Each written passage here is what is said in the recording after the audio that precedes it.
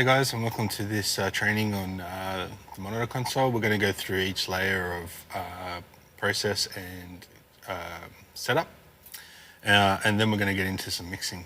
But today we're going to start off by checking the console and making sure the routing is correct, just like we would when we come in before rehearsal. You go load, rich monitors, okay. I would normally start from a blank scene each time, just so that I know that everything's reset, inputs, outputs, all that kind of stuff. The next thing I want to do is I want to check the patching. Over here on the left, we have the sources of where you can grab things from, and on the right is where we want it to go to. As you know, backstage we have two DL431s. The first one doing the splits for the first 24 channels, and the second one doing the second 24. So we've got 1 to 48 splits. And the way that we would normally do this is we would patch 1 to 1. So this is the first rack here on the left, and we can just click that and check it's going to input 1. And then 24, 24, 25, so the first one on the second box, 25, and 48. So it looks to be patched. And we can always come back to this point and check that that is how it's routed. The next thing we want to check is our buses. So these are our aux sends, and we want to make sure that they're going to the right outputs. So bus 1 and 2 should be going into the first 2, 3 and 4, and so on. Now, we use all of the auxiliaries up to 11 splits, and then we use matrix 7 and 8 as auxiliary sends for effects. So that's how they're patched here. So if we click on number 1, I use that for our reverb, which is going into 1 and 2 of the reverb unit. And number 8 is going into 1 and 2 of the delay unit. So while we're here, we're also going to check the delays, make sure they're coming back in the right channels. So at the moment, I'm just using effects rack 3 and 4. So I'm now going to click that. It's coming back into 5, 6, 7, 8. That's correct. So we know that basically the console is getting the inputs and it's sending them to the aux buses. The next thing we want to check is our aux buses. And so if we click the output buttons here and turn the pop groups off, we will see our mix buses here. On our channel strip, we can check a few different settings that we need to do. Firstly, if we just look at the drums 1 and 2, we can see that 1 is panned left, 2 is panned right, that's correct, and so on and so forth as we go down the channels. The next thing we want to check is if we click on the head amp up here. At this point, or before we start, we want to make sure the send pans follows the channel. So what that means is the pan knob here, which is on the master strip, is if we were going to left and right. With that button, send pan follows channel, means that if I turn this, all of the send pans will follow that.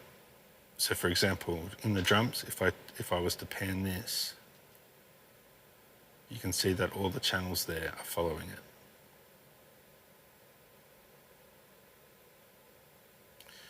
That's what we want to start off with for our general mix settings. The other thing we want to double check is just our link options. So because group 1 and 2 are linked, we can go through here and we can check that if we touch something on one channel, it will do it to the other. And at least to start off with, we've got that selected for everything. The pan link mode, this is talking about specifically the relationship between left and right. And so it currently sits as mirror of both. So what that means is if the pans are in center and I pan one of them to the left, the other one will mirror it, and vice versa. You can then select independent if you wanted to bring only one side of it in or out. But we'll get into that when we get down to the mixing side of things. Let me give you a quick example of that. So if I go back to my channels, let's look at the overheads. You can see overheads left and right are opposite. Now if I was to turn one side, it mirrors it. And if I was to turn that off, I would only be affecting one, not both of them. Going back to the outputs, if we go all the way through here, you can see that we link each channel except for 5 and 6. Now, on our effects units, if you need, so currently in normal state, we can give 11 musician stereo packs, but if we wanted to add more than 11, we have to start handing out monitor packs. And the way you do that is, for example, on auxiliary, well, this is matrix 5 and 6, which is the extra 1 and 2, 1 left and right. The first thing we would do is we would unlink that, which makes these mono sends. These are now individual sends that have no relationship to each other. If we go to a channel strip, we can see down here on 7 and 8, these are now level knobs, not a pan and a level, because they've been unlinked. So if I was to go back and link them again, link, and I go back to my snare, you can see that it's got a pan setting there, and it's centered at the moment. So that's it. And it is linked to each other. Go back and unlink it, go back to my snare. You can see that the pan function is disabled. So 5 knob is now no longer a pan, but a level. But I'm going to leave it paired today. So as I said before, in our starting state, we want the panning to be linked because the general panning that we will will apply to everyone. And as I mentioned before in our outputs, so if I was to go over to the drums outputs here, click on the head amp function. If I was to unlink this, all the pans for the drum mix are now disabled from the master. So that means that I can go through the drum mixes and he gets his own panning. So to apply this across the console, you would have to go through and turn that off for everyone. Take a couple of seconds, but that's how you would do that. So just do that. We don't need to do it for those two. So now on everybody's mix, I can give them individual panning.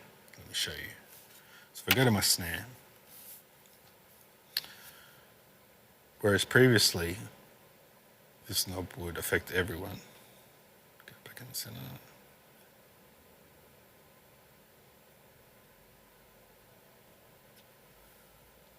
Now, if the drummer wants the snare on his left ear, which is weird, if I go up, so now I'm selected on there. If the drummer wants the snare in his left ear only, I've panned him across to the left, and everyone else still has it centered. So now we can, with that setting off, we can give him a very specific mix for him only. I'm just going to go through and switch all them back on for us setting up our initial mix.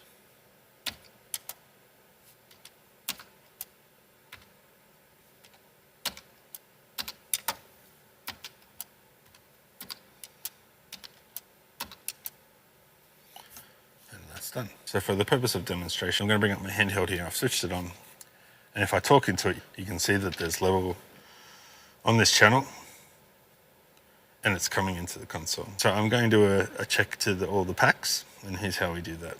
We're going to push this fader up, and we can start to hear it coming down the sends. 1, 2. I'll currently listen to that. Now I want to give it some more gain. So I go into the head amp and I start to turn up the head amp. Now the analog or the stage box gain is a physical preamp over in the box. And if we have the trim, the gain trim is a digital amplifier within each console. When you're using stereo tracks, there is an individual amp that you need to do and they're not linked. So you have to adjust manually. But then once you've got that set, you can do it from the digital trim from one channel and it will mirror across the linked channel. So I can see that there's signal at the console. I can see that it's going to all the channels, which is great. I'm now going to go and check my transmitters for the IEMs. 1, 2, 1, 2.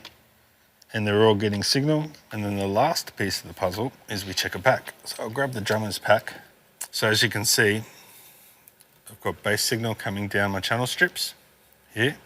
And I'm going to check my pack here that it's getting signal. And you can see on the pack, you've got RF signal and audio frequency coming into the pack. So as we check these packs, here's what we need to look for. If we go into the menu settings here, the balance is centered, left and right, which it is. And the next thing we need to check is that it is set, mode is set to stereo. That concludes our initial pre-checks of our setup. So now we'd get the band in and start line checking individual instruments. Thanks for joining us. Catch you on the next video.